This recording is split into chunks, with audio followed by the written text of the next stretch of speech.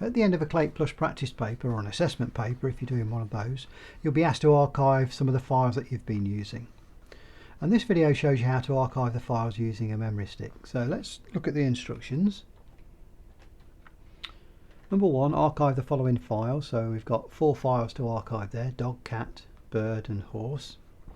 And then take screen prints to evidence that the files have been archived. Now, the instruction archive the following files is a little bit vague, because what it doesn't mention is that you have to produce a screen print of the files in their original location as well as the archive location. So when you're actually doing a practice paper or an assessment, as soon as you see the words archive the following file, just remember you've got to do 3 things.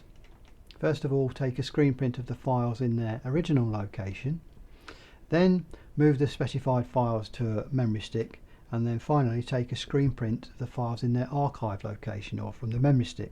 So you end up with 2 screen prints. So before we do ours, let's set up a Word document.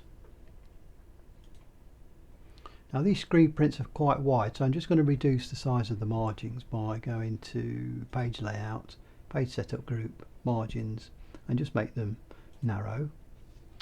And my first screen print is going to be called Original Location.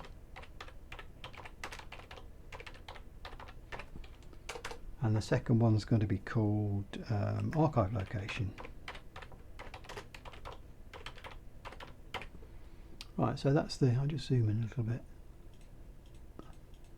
So that's the Word document setup. I'm now going to switch to Windows Explorer to see the files. So I've gone into Documents, and here are all the files and folders. On the left hand side, by the way, I've already inserted the memory stick into the PC. So that's ready. So we're looking for dog, cat, bird and horse. So dog, cat, bird, horse. So they're okay. So they're in Documents. I need to do a screen print of that. Now I only want the bottom part of the screen, just the Windows Explorer bit. So I'm going to hold down the Alt key and then click on Print Screen. Go back to my Word document. Position the cursor. Paste that in. Now you just got to remember, if you can't read it, then the person marking your work won't be able to read it either. So that text is a little bit small. So what I'm going to do is crop off that right hand side and the bottom bit there and resize it. So I can do that by just selecting it, Format tab, going over to the right hand side, crop. That puts these little crop handles on. So I'm going to crop from the bottom there. So I'm clicking and dragging basically, and crop from there, and confirm the crop by clicking the button or pressing enter, and then resizing, and that makes the text a little bit bigger and a little bit more readable probably. Right, so that's the first screen print in. So we're going to go back to Windows Explorer. Now we've got to move these files to the removable disk or the memory stick. So dog, cat, bird, horse. So I'm selecting dog first, holding down the control key, cat, clicking, click on bird, click on horse, and you could drag them across, or you could right click cut, right click paste. I'm going to use the organize button. So drop down, cut, then going to move to the memory stick. So I'm going to open that. It's completely empty at the moment, so I'm going to create a new folder called Archive.